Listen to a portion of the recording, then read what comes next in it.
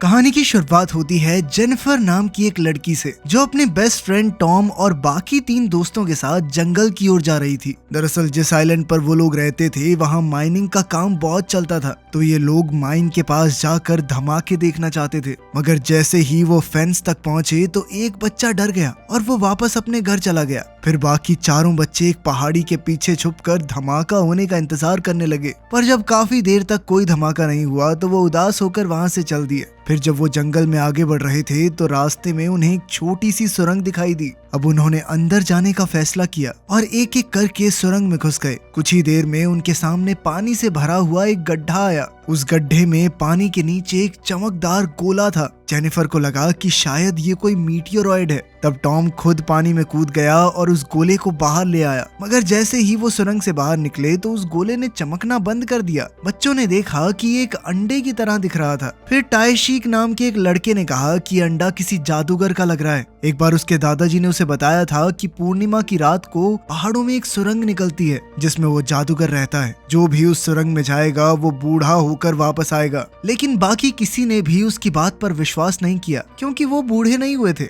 उसी समय जेनिफर को एहसास हुआ कि उसकी माँ की दी हुई हेयर पिन गुम हो गई थी। अब वो उसे ढूंढने के लिए तुरंत सुरंग में गई और बाकी बच्चे अंडे के साथ वहीं रुक गए। वो ये जानना चाहते थे कि इस अंडे में है क्या, इसीलिए उन्होंने जेनिफर का इंतजार किए बिना ही अंडा जमीन पर फेंक कर तोड़ दिया। मगर ये क्या, अंडा तो एकदम खाली था। फिर जब कुछ देर तक जेनिफर वापस नहीं लौटी तो टॉम खुद सुरंग में गया और उसने देखा कि जेनिफर अपनी जगह पर जम चुकी थी। टॉम ने उसे हिलाकर उससे बात करने की कोशिश की, पर जेनिफर तो मानो एक मूर्ति बन चुकी थी। तभी अचानक उसकी नजर पानी की बूंद पर पड़ी जो हवा में रुकी हुई थी। फिर वो फटाफट सुरंग से बाहर आया और उन्होंने आसमान में देखा कि सभी पंछी भी हवा में ही रुक गए थे। इसके बाद तीनों लड़के वापस शहर गए तो पता चला कि पूरी दुनिया वहीं जम चुकी थी। तब उन्हें एहसास हुआ कि उनके अलावा पूरी दुनिया के लिए समय रुक गया था। खैर, इसके बाद हम समय में थोड़ा पीछे जाते हैं, जब एक चाइल्ड साइकेट्रिस्ट जेनिफर का इंटरव्यू ले रही थी। जैसे ही डॉक्टर ने इंटरव्यू के लिए कैमरा लगाया तो जेनिफर थोड़ा घबरा गई। डॉक्टर ने उसे अपनी कहानी शुरुआत से बताने को कहा। जेनिफर ने कहा कि कुछ साल पहले उसकी माँ ने डो क्यू नाम के एक आदमी से शादी की, पर फिर कुछ ही समय बाद उसकी माँ चल बसी और तब से जेनिफर डो क्यू के साथ ही रह रही थी। डो क्यू हवानो नाम के एक आइलैंड पर एक कंस्ट्रक्शन साइट में काम करता था, इसीलिए जल्द ही वो दोनों इस आइलैंड पर ही रहने आ गए। अपनी माँ की मौत के बाद जेनिफर कभी खुश नहीं रह पाई थी। वो किसी से ज्यादा बात नहीं करती थी और उसे डो क्यू भी पसंद नहीं था। खैर, अब आइलैंड पर वो एक नए स्कूल में गई जहाँ वो नए दोस्त बना सकती थी, पर यहाँ भी वो अकेला रहना ही पसंद करती। उधर डो क्यू कंस्ट्रक्शन साइट का चीफ था, इसीलिए उसे रात भर काम पर ही रहना पड़ता। वहाँ पर लगातार जोरदार धमाके होते थे, इसलिए आम लोगों को वहाँ से दूर रहने की चेतावनी दी गई थी। फिर एक रात जेनिफर अपने फोन में अपने व्लॉग पर वर्म होल के बारे में कमेंट्स पढ़ रही थी। जब जेनिफर की माँ की मौत हुई तो वो भी इस दुनिया से बाहर चले जाना चाहती थी और इसी के तरीके ढूंढते हुए उसे वर्म होल्स और आत्माओं में दिलचस्पी हुई। वो अक्सर अपने स्कूल के कंप्यूटर पर भी इंटरनेट पर लोगों से इस बारे में बात करती रहती। मगर एक दिन उसने गलती से कंप्यूटर चालू छोड़ दिया, जिससे उसकी क्लास के बाकी बच्चों ने उसके कमेंट्स पढ़ लिए और वो सभी लोग उसे अजीब कहकर उसका मजाक उड़ाने लगे। बाद में जब वो घर लौट रही थी तो उसकी मुलाकात टॉम नाम के एक लड़के से हुई। टॉम अनाथ आश्रम में रहता था और उसने जेनिफर से दोस्ती करने की कोशिश की, पर जेनिफर उसे नजरअंदाज करके चली गई। फिर अगले दिन लंच के दौरान उसने देखा कि टॉम और उसके दोस्त जेनिफर के ब्लॉग के बारे में बातचीत कर रहे थे। टॉम ने कहा कि मैं तुम्हारी वर्म होल्स और पोर्टल्स पर लिखी हुई बातें पढ़कर मानो किसी और ही दुनिया में पहुंच गया था। फिर स्कूल की छुट्टी के बाद टॉम जेनिफर का पीछा करने लगा। जब जेनिफर ने उससे पूछा कि तुम मेरा पीछा क्यों कर रहे हो, तो टॉम ने कहा कि तुम्हारे ब्लॉग पर लिखी हुई सारी बातों पर मुझे पूरा यकीन है। उन दोनों को आत्माओं की बातें करने में काफी दिलचस्पी थी, इसीलिए जल्द ही दोनों दोस्त बन गए। जेनिफर ने इतने साल अकेले रहकर अपनी एक खुद की भाषा बना ली थी, जो उसने टॉम को भी सिखा दी और फिर उसके जरिए वो लोग खुफिया बातें करने लगे। अब वो दोनों रोज जेनिफर की डायरी में एक दूसरे के लिए नोट्स लिखा करते। वो दोनों स्कूल के बाद हर रोज शहर में आत्माएं ढूंढने निकल जाते। ऐसे ही एक दिन टॉम जेनिफर को जंगल में लकड़ी से बने एक घर में ले गया। वो इस घर में घूमकर बातें करने लगे और फिर उन्होंने वैक्स ब्लॉक पर अलग अलग तरह की चीजें बनाई। उसके साथ समय बिताकर जेनिफर को टॉम से कब प्यार हो गया उसे पता ही नहीं चला और आज अचानक ही उसने टॉम को चूम लिया, जिसके बाद टॉम शर्म से लाल हो गया। फिर एक दिन जेनिफर टॉम और उसके दोस्तों के साथ जंगल में पहुंची। जैसा कि हमने कहानी की शुरुआत में देखा था, जब वो अपनी हेयर पिन लेने सुरंग में गई तो उसने देखा कि वो चमकदार अंडा फिर से पानी में चला गया था। अब वो घबरा कर सुरंग से बाहर आई तो उसने देखा कि उसके दोस्त यहाँ थे ही नहीं और वो अंडा भी टूटा हुआ था। वो तुरंत जंगल में उन्हें ढूंढने लगी, पर जल्द ही रात हो गई और रास्ता भटक कर वो जंगल में ही खो गई। अगले दिन बच्चों को ढूंढने के लिए पुलिस फोर्स जंगल में पहुंची। इस केस का हेड डिटेक्टिव आहान था। जल्द ही पुलिस को जंगल में जेनिफर बेहोशी की हालत में मिली। खुशकिस्मती से वो जिंदा थी, इसीलिए उसे जल्द से जल्द हॉस्पिटल पहुंचाया गया। कुछ देर बाद डिटेक्टिव ने उससे पूछा कि बाकी बच्चे कहाँ पर हैं? तो जेनिफर ने उसे सुरंग और चमकते हुए अंडे के बारे में सब कुछ बता दिया। लेकिन डिटेक्टिव और बाकी किसी ने भी जेनिफर की इस कहानी पर यकीन नहीं किया। वो उन्हें सुरंग दिखाने के लिए अपने साथ जंगल में ले आई, लेकिन वो सुरंग तो मानो गायब ही हो गई थी। तभी डिटेक्टिव को खबर मिली कि उन तीनों लड़कों में से एक, जिसका नाम वूक था, उसकी लाश शहर से 20 किलोमीटर दूर एक बीच पर जमीन में दफन मिली थी। पोस्टमार्टम से पता चला कि उसकी मौत का कारण अस्थमा अटैक था। अब किसी ने तो उसे जमीन में दफनाया था, तो वो समझ गए कि किसी ने तीनों बच्चों को अगवा कर लिया है। इस घटना के बाद कई हफ्ते बीत गए, मगर अब तक बाकी बच्चों का कोई सुराग नहीं लग पाया। इधर टॉम के गायब हो जाने के बाद जेनिफर फिर से पहले की तरह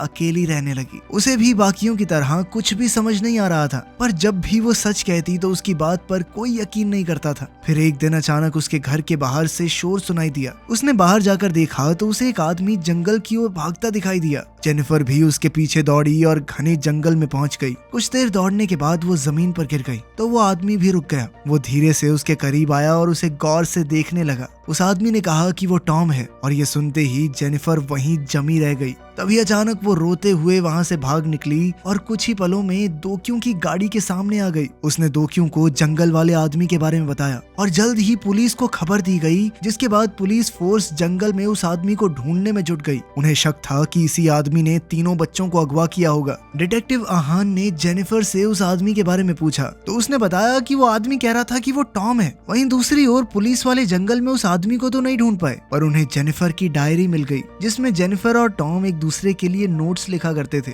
जैसे ही जेनिफर ने डायरी खोली तो वो हैरान रह गई, क्योंकि वो टॉम के लिखे नोट्स से भरी हुई थी। असल में टॉम ने उनकी खुफिया भाषा में लिखा था कि जेनिफर के सुरंग में जाने के बाद क्या क्या हुआ। जब अंडा टूटने के बाद उन्हें एहसास हुआ कि उनके अलावा पूरी दुनिया के लिए समय रुक गया है, तो वो बेहद खुश हुए, क्योंकि अब वो जो चाहे कर सकते थे। शुरुआत में कुछ दिन तो उन्होंने खूब मौज मस्ती की। वो अपनी मर्जी से खाना खाते और जब मर्जी सो जाते। साथ ही वो पूरा दिन अलग अलग जगहों पर खेलते रहते। मगर लगभग 1 महीने बाद वो बोर हो गए, तो उन्होंने सोचा कि इस आइलैंड से बाहर निकलकर दुनिया घूमते हैं। वो ये देखना चाहते थे कि क्या इस धरती पर सिर्फ वही हिलडुल नहीं पा रहे। लेकिन जल्द ही उन्हें एहसास हुआ कि समुद्र का पानी भी रुक चुका था, जिसका मतलब था कि अगर वो बोट लेकर निकले तो वो डूब जाएगी, तैरेगी नहीं।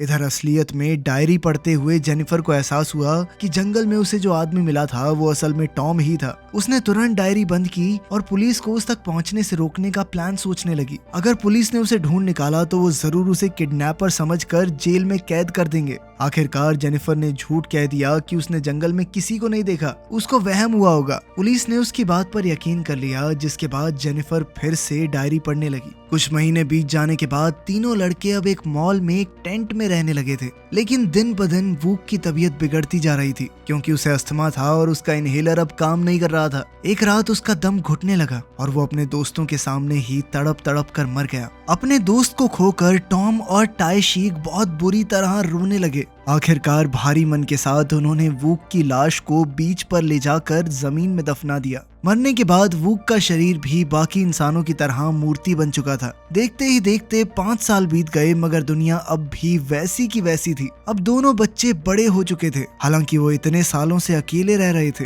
पर अब भी उन्हें उम्मीद थी कि किसी दिन दुनिया फिर से पहले जैसी हो जाएगी। टॉम ने हिसाब लगाया कि जब वो 20 साल के हो जाएंगे तो समय फिर से चलने लगेगा। अब उन्होंने सभी लोगों से थोड़े थोड़े पैसे चुरा लिए, ताकि जब भी चीजें पहले जैसी हों तो कम से कम वो अमीर तो हो जाएं। खैर, जब वो 20 साल के हुए तब भी कुछ नहीं बदला। धीरे धीरे उनकी उम्मीदें टूट गई और वो जंगल में एक लकड़ी के घर में रहने लगे। एक दिन टॉम अकेलेपन और तन्हाई से तंग आ गया और बाहर जाकर चिल्लाने लगा। टाइशीक दूर से ये सब देख रहा था और अब उसकी भी उम्मीद खत्म हो चुकी थी। खैर फिर कुछ दिनों बाद टॉम ने देखा कि चांद का आकार फिर से बदलने लगा था, जिसका मतलब ये था कि समय फिर से चालू होने वाला है। वो तुरंत टाइशीक को बुलाने गया पर वो कहीं दिखाई नहीं दिया। उसने पूरा आइलैंड छान मारा और आखिरकार पहाड़ी की चोटी पर पहुंचा। वहां उसे टाइशीक के कपड़े मिले और वो समझ गया कि टाइशीक समुद्र में कूद गया था, लेकिन पानी रुकने की वजह से वो तैर नहीं पाया और शायद डूबकर मर गया होगा। उसे बचाने के लिए टॉम भी उसके पीछे कूद गया, मगर उसी पल अचानक दुनिया फिर से पहले जैसी हो गई।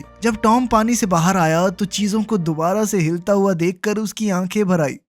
इधर पूरी डायरी पढ़ने के बाद जेनिफर जंगल में उसी लकड़ी के घर में पहुंची। आखिरकार वो टॉम से मिली और फिर उन्होंने पूरी दुनिया को इस कहानी का सच बताने की सोची, मगर जेनिफर को पूरा विश्वास था कि कोई भी उन पर यकीन नहीं करने वाला। वहीं दूसरी ओर पुलिस ने सीसीटीवी फुटेज से देखा कि टॉम इस वक्त जंगल में था। उन्हें शक हो गया कि वही किडनैपर है। फिर रात को टॉम जेनिफर के कमरे में जा पहुंचा, क्योंकि वो बेहद अकेला महसूस कर रहा था। वो इतने सालों से अकेला रह रहा था और अब बिल्कुल एक पल के लिए भी अकेला नहीं रहना चाहता था। फिर अगले दिन टाइशीक के माँ बाप कंस्ट्रक्शन साइट पर आ गए और दोखियों पर अपने बच्चों को अगवा करने का इल्जाम लगाने लगे। उनका मानना था कि कंस्ट्रक्शन साइट पर हुए धमाके में उनके बेटे की मौत हो गई थी और अब जेनिफर किडनैपर की कहानियां बनाकर अपने पिता को बचाने की कोशिश कर रही थी। उधर जेनिफर और टॉम चलते हुए उस अनाथ आश्रम में आ गए जहां टॉम रहा करता था। जेनिफर ने कहानी का सारा सच वार्डन को समझाया और फिर टॉम को बुलाते हुए बाहर चली गई, लेकिन उसी पल अचानक उसके पिता उसे जबरदस्ती खींचकर अपने साथ ले जाने लगे।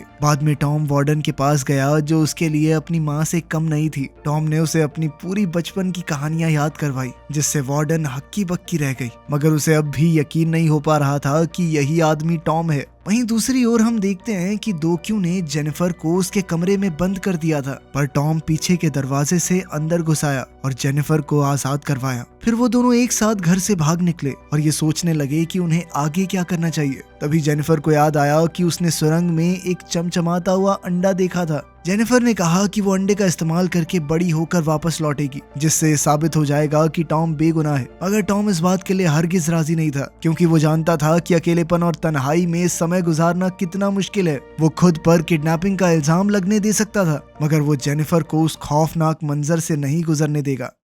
उधर दोक्यू ने घर पर देखा कि उसकी बेटी भाग गई थी। उसने जेनिफर के फोन पर लकड़ी के घर और टॉम की तस्वीर देखकर हिसाब लगाया कि वो जंगल में ही होगी। अब दोक्यू रात को चुपके से उस घर में पहुंचा और अचानक टॉम पर हमला बोल दिया। उसने जेनिफर को घर वापस ले जाने की कोशिश की, पर टॉम ने उसे एक ही वार में बेहोश कर दिया और जेनिफर के साथ फरार हो गया। फिर अगले दिन पुलिस ने जंगल वाले घर की तलाशी ली और उन्होंने हिसाब लगाया कि किडनैपर खुद को टॉम बताकर जेनिफर को धोखा दे रहा है। इधर जेनिफर और टॉम के भागने की खबर टीवी पर फैल चुकी थी और जल्द ही पुलिस ने उन दोनों को ढूंढ निकाला। पुलिस तेजी से उनका पीछा कर रही थी कि आखिरकार जेनिफर ने टॉम को बचाने के लिए खुद को पुलिस के हवाले कर दिया। जाने से पहले जेनिफर ने टॉम को सुरंग पर मिलने को कहा। बाद में डिटेक्टिव आहान ने जेनिफर को समझाने की कोशिश की कि ये किडनैपर तुम्हें झूठ बोल रहा है, पर जेनिफर ने उस पर विश्वास नहीं किया। फिर उसने बाथरूम जाने का बहाना बनाया और पुलिस को चकमा देकर जंगल की ओर भाग निकली। जब वो सुरंग में पहुंची तो वो चमचमाता अंडा बाहर ले आई और उसे टॉम के हाथ में रख दिया, मगर अब टॉम ने इसे लौटाने से मना कर दिया,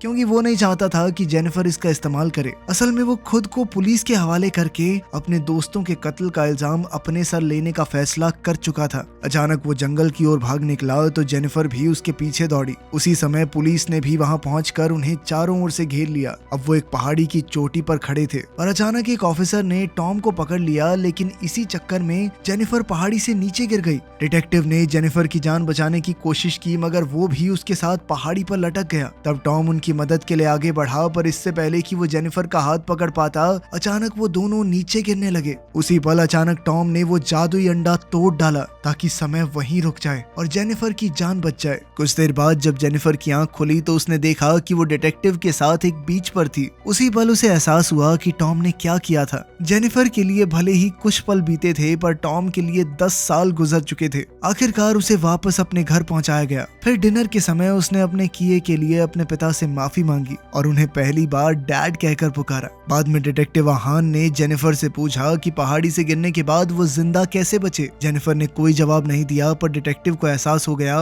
कि जेनिफर शुरुआत से सच ही बोल रही थी। डिटेक्टिव ने उसे कहा कि उसे मीडिया को झूठी गवाही देनी होगी कि किडनैपर ने उसे झूठ बोलकर बहलाया फुसलाया था, क्योंकि लोग किडनैपर के साथ साथ जेनिफर के ऊपर भी दोनों बच्चों को मारने का इल्जाम लगा रहे थे और ये झूठी गवाही देकर वो इन इल्जामों से बच सकती थी। आखिरकार जेनिफर की कहानी खत्म हुई। इतनी अद्भुत कहानी सुनकर साइकियाट्रिस्ट के होश उड़ गए और उसने कहा कि वो इस पर किताब लिखना चाहती है। कुछ महीनों बाद हम देखते हैं कि जेनिफर हाई स्कूल के लिए दूसरे शहर जा रही थी। जाने से पहले वो उस साइकियाट्रिस्ट से मिली तो उसने उसे अपनी लिखी हुई किताब दिखाई। बाद में बोट की ओर जाते हुए जेनिफर ने अपनी गाड़ी की खिड़की से अचानक टॉम को देखा तो वो उससे मिलने के लिए दौड़ी, लेकिन वहाँ कोई भी नहीं था। खैर कुछ देर बाद वो दोनों बोट के डेक पर मिले। उन्होंने एक दूसरे को देखा तो जेनिफर को एहसास हुआ कि टॉम 10 साल और बड़ा हो चुका है और उसने मन ही मन में अपनी जान बचाने के लिए टॉम का शुक्रिया अदा किया। वीडियो पसंद आई तो लाइक कर देना, चैनल को सब्सक्राइब कर लेना। मिलते हैं अगली वीडियो में।